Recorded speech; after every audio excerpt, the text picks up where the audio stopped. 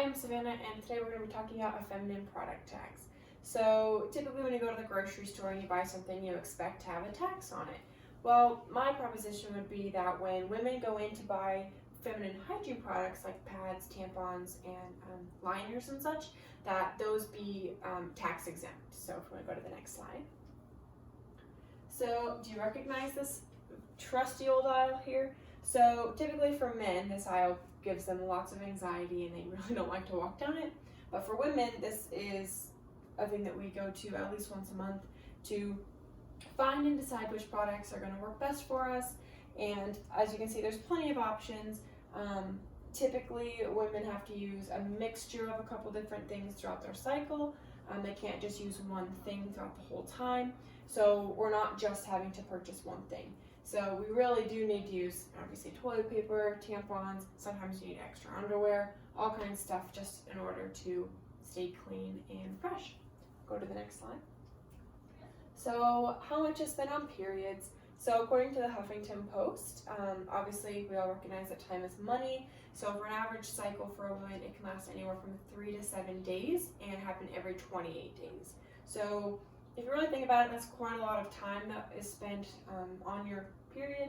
So a woman will on average have 456 over her lifetime and spend a total of 6 years on her period, which is crazy. So if you really think about it, it is a 35 billion almost back, and then up to 2020 will be a $40 billion industry. So it's making lots of profit just on the products themselves. Typically, a woman will spend almost $2,000 in her lifetime just on tampons alone, not including any other pads or any kind of liners or cleaning products that we have. So if you think about that and then you go to add on taxes, it doesn't seem like a lot, but that's again just on the one product. And that is on a very minimal cycle. Typically women can go through twice, if not 3 times that amount. So this is something going into the pink tax here. So a woman can spend over $18,000 over their lifetime if you add in all the stuff, including Midol, which is pain relief. So if you just kind of add it all in there, it gets really expensive really quick. And then if you have a sales tax of 3, 8, some places even have it closer to 10%, it's just adding an extra cost to something that we can't control whether we need it or not. It's going to happen every month. So if you want to go to the next slide. So again, it's not just the products themselves necessarily. That is what I think the tax should be exempt from. But just to add on to what it costs every month for a woman just to be on her cycle, the Midol is a good thing. It helps with inflammation and pain relief, and can also help with the mood swing part of it, because when you're in pain, you're not necessarily the happiest person. And then comfort food and bloating is a huge thing too. A lot of women tend to buy chocolate. This is kind of a poor image, but it's the best, I guess, description of what I could find. So finding healthier alternatives to sugar to really help, because your cravings aren't necessarily just a period thing. Try and find the comfort food.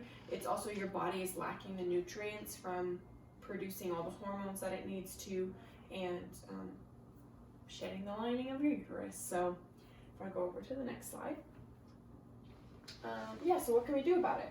Well, we can propose a policy that can make feminine products tax exempt. I think it's interesting that it hasn't happened yet, because we have lots of things that are already tax exempt, like there's food, there's some casinos that are tax exempt, things that are considered essential that can make tax exempt, but this is considered a non-essential product, which I think is interesting. It actually at one point was considered a luxury tax. They would tax it extra because there was options for women.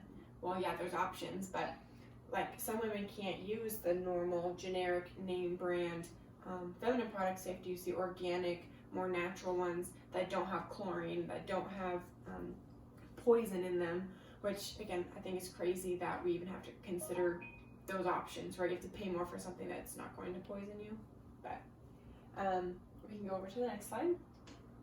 So concluding, right? Obviously we recognize sales tax isn't going anywhere, but again, female reproductive health is really important, and for women, it happens every single month. So we can remove the tax on things.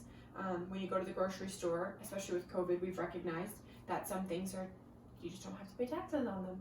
I noticed that here in Colorado, that especially for a while, there was no sales tax on anything at the grocery store. So I feel like if we can make things like that exempt, why not feminine hygiene products? So thank you for watching. And if you want to go to the next slide, this is my references.